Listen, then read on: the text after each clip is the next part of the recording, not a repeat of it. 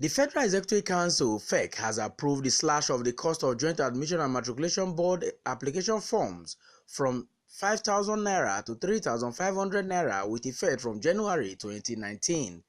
Other reductions are senior secondary certificate examination fees handled by National Examination Council (NECO) from 11,350 naira to 9,850 naira, and the basic education certificate examination handled by NECO too reduced from 5,500 naira to 4,000 naira, all with effect from January 2019. Briefing status correspondent after the weekly Federal Executive Council meeting presided over by Vice President Yemi Osinbajo in Abuja, Minister of Education Adamu said the action was necessary to reduce the burden on parents. Today, the memo I presented is on the reduction of fees for JAMB, for senior secondary and basic education certificate examinations. And it has been long in coming, actually.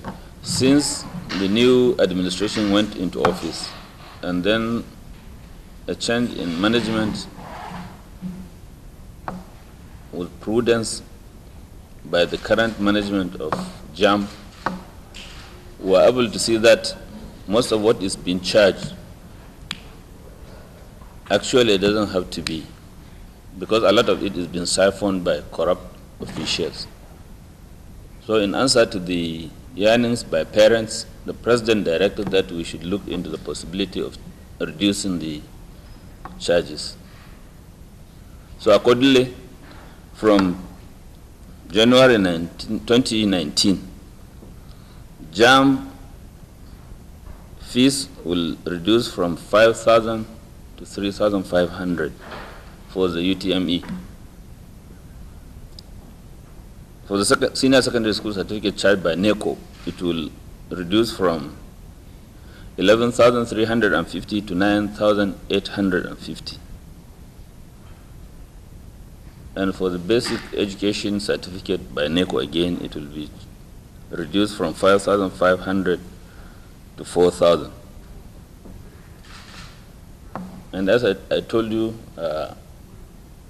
we are not a revenue generating agency, so our concern is not to make money as such, but to pay the cost of the examinations. So since we found that JAMB has been able to refund or give back to government about 8 billion, we thought we should reduce the burden on parents.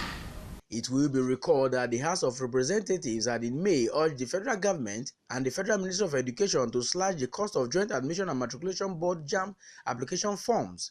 The call had followed the JAMB's announcement that it remitted 7.8 billion naira to the Federation account as proceeds of sales from Unified Tertiary Examinations application forms in 2017.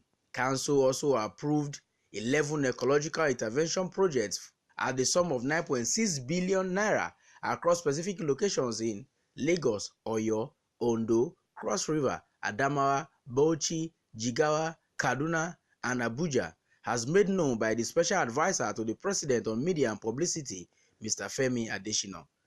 11 ecological intervention projects were approved at a total sum of 9,600,415,324 naira. 9,600,415,324 naira. These 11 ecological intervention projects are spread out this way. 1. Jetty and shoreline protection facilities in Lagos. 2. Flood and erosion control in Oyo town in Oyo State. 3. Erosion control of flooded areas / road improvement in Owo, Ondo State. 4. Erosion control of flooded areas in Akankwa local government area of Cross River State. 5. Road and stormwater drainage at the Federal College of Education in Yola, Adamawa State. 6. Road and bridges at Dusen Saki village in Bogoro, local government area of Bauchi State. 7, flood and erosion control at Kazauri in Jigawa State. 8, intervention at main campus phase 2 site of Ahmadu Bello University. 9, erosion and flood control at Kotangora local government area of Niger State. 10, gully erosion and road improvement at Army Post Service Estate, Kurudu in Abuja. And 11, erosion and flood control at Ashara Wako Kwali Area Council, Phase 2, Federal Capital Territory. 11 projects, all amounting to 9.6 billion naira. Other approvals by FEC includes a 4.7 billion naira for ECOWAS biometric cards to replace the current ECOWAS travel certificates across the sub-region. From Abuja, I am Festus Ejiroge Nefifen for Ben Television.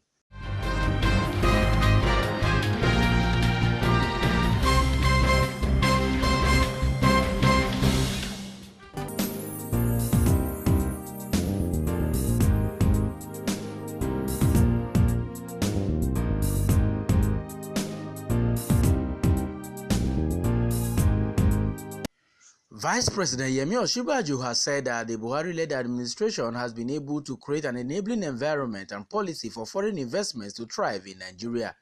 Speaking while declaring open the Nigerian Diaspora Investment Summit in Abuja, Professor Osinbajo said that in the last 3.5 years, this current administration has developed and is implementing the Economic Recovery Development Plan, emphasizing that questionable practices of the past led to the economic doom the nation is currently facing today. The summit, we're told, seeks to attract investment into Nigeria from the emerging, diversified Nigerian economy that this administration has been seeking to construct in the past 3 years. We've seen added evidence of the critical nexus between security on the one hand and jobs and economic prosperity on the other. In the fight against corruption, we've seen a huge clampdown on grand corruption that robbed us of millions of dollars in military spending and all contracts. We've scaled up the implementation of policies like the Treasury Single Account, the TSA, the Bank Verification Number, BVNs, which we've used effectively to cut down not just ghost workers, but also to track illegal movements of money. And we've introduced the whistleblowing policies, presidential initiative on continuous audit to clean up the civil service salary and pension payrolls. We've made significant asset recoveries, and our asset recoveries, especially cash asset recoveries, now form a revenue item in our budget. So if you look at any of our budgets, you will see a revenue, you'll see an item called recovered assets. You'll see a line that is devoted to recovered items, because we think it's important that even when we recover these items, there's a transparent process of disbursing the items. Speaking on the commitment of the federal government to ensure the safety of investments in Nigeria, the chairman of the Economic and Financial Crimes Commission, EFCC, Ibrahim Magu, says the anti-corruption crusade of the government is yielding the needed result as laws are in place to protect foreign and diaspora investments in Nigeria. I also realize that there are a lot of Nigerians who go outside this country, who put in a lot of effort, and they were able to save a lot of money, and some of them will come back to this country and try to invest. And couples of them fall into wrong hands. And some of these people, some of these fraudsters they were dealing with were their classmates in primary schools and secondary school. So I just want to tell the Nigerian diaspora, we will do everything possible, everything we can lay our hands on to protect the investors. If we are with you. We want to encourage you to come back home, because there is now a sense of accountability, sense of responsibility. In her opening remarks, Senior Special Assistant to the President on Foreign Affairs and Diaspora Matters, Abike Dabiri-Rewa, said the investment summit was mainly organized to create a platform to match investors with investments in Nigeria. Nigerians in the diaspora are very patriotic. they want to do things back home, and they are willing, particularly under this administration, to support Nigeria and ensure that they contribute their quota to the development of Nigeria. Yesterday we talked about agriculture, infrastructure, and it was very, very productive. The two-day summit with the team activating diaspora investment for a diversified economy had in attendance stakeholders across different segments of the economy and investors from the diaspora. Prominent among them is the chairman of Ben Television, the first ethnic television channel in Europe, Alista Shoyode, who was in company of other stakeholders. From Abuja, I am Festus Ejiroge Nefifen for Ben Television.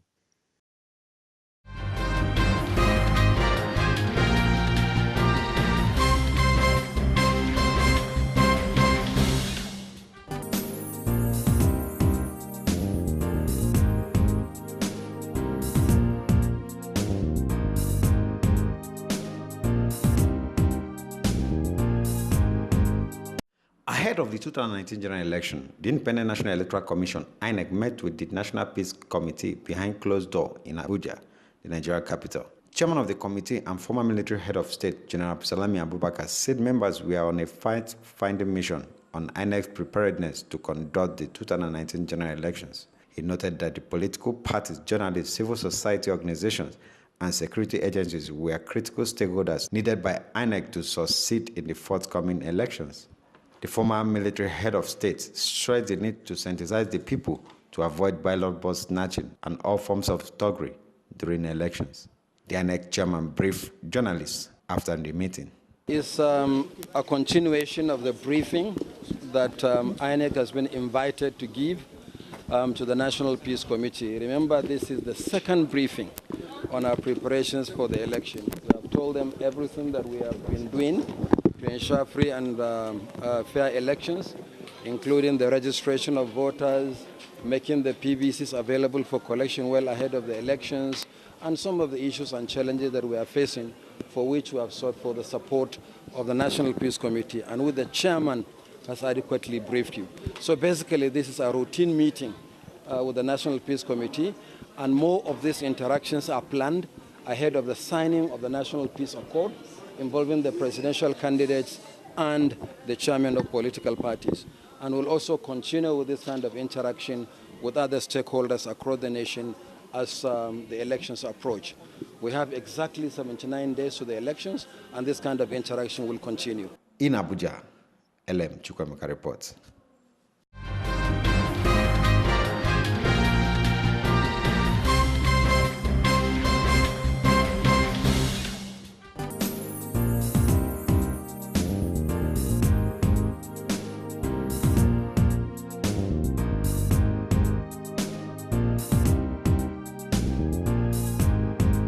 The Nigerian government is committed to completing all pending rail projects across the country, so say the country transport minister, Rotimi Amechi. But the minister, however, says owing to the high cost of building standard rail lines that will run through the state capitals, it is only become imperative that the project be approached in phases as the resources become available. Amechi, who appeared before the Senate Joint Committee on Land Transport and Foreign and Local Debt, noted that the progress of work on the Port Harcourt-Maiduguri rail project is dependent on the National Assembly approval for the borrowing plan forwarded to it. The country does not have the necessary resources to do railway in every village. It's not possible. That's good information. Please, can you just allow them? 2.7 billion. 2.7 billion. No, I'm just appealing to. $2.7 billion is 1 trillion naira. So for the railway we want to do from Port Harcourt to Maiduguri is about $12 billion. Sorry, sir, you're talking about nearly 8 trillion naira. That's 1 year budget of Nigeria. Therefore, everything is done systematically. We can't do all at the same time. We can't be in Lagos to Kano, Port Harcourt to Maiduguri, Abuja to Kano, Katsina, and all that. We can't. What we are doing is, as we get the loan approved, we pay. Currently, we are doing the due process for the one of the Southeast. Amechi said Port Harcourt-Maiduguri rail line project, which was advertised sometime last year, remained top priority. The projects that we are constructing will not be limited. If we don't construct it now, the cost will escalate. Our youths that you're hoping to construct in the future will construct it 2 to 3 times the cost we are going to do it now. What is important is whether we are transparent, and the answer is yes. On the north central side, the rail is going to pass through Kafanchan. In fact, the Port Harcourt Maiduguri will get to Kafanchan, and we are linking it to Abuja, because we are linking northwest to the west to the northeast to Port Harcourt to Maiduguri, so that if you're coming from the south and you want to go to Abuja, you have 2 opportunities. Either you go to Warri and then back from Warri to Abuja, or you take off from Port Harcourt. When you get to Kafanchan, you stop and you take Kafanchan to Abuja. That is there. We don't construct railway based on BDP or ABC. No, it seems you are all they're talking. You couldn't mention anything about South. I don't have to. Sir, I don't have to mention every village now. In fact, it's very possible. As long as we are able to do school, to construct university and village. Earlier in the welcome address, the co-chair of the Joint Senate Committee, Senators Benga Ashafa and Shehu Sani, restated the commitment of the Nigerian Senate through its relevant committee to work with the executive in ensuring the timely delivery of all the rail projects across the country. Let me restate the commitment of the Nigerian Senate through its relevant committees to work together with the executive towards ensuring the timely delivery of all rail projects across the country.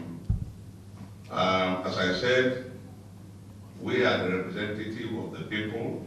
It is also our commitment to make sure that no region of the country is left behind in the rail revitalization agenda of the federal government, of which President Muhammadu Buhari is in the lead now. We would still have to invite not necessarily you, but the relevant officers concerned in your ministry come and refresh us with the details of that request. But I still want to caution General Public, despite the fact that we are here specifically on the issue of Port Harcourt, the rail line, and other rail lines issues also came in. Approving the sum of $30 billion added to our national debt profile now is something that will require all the senators to look at the pros and cons of it, not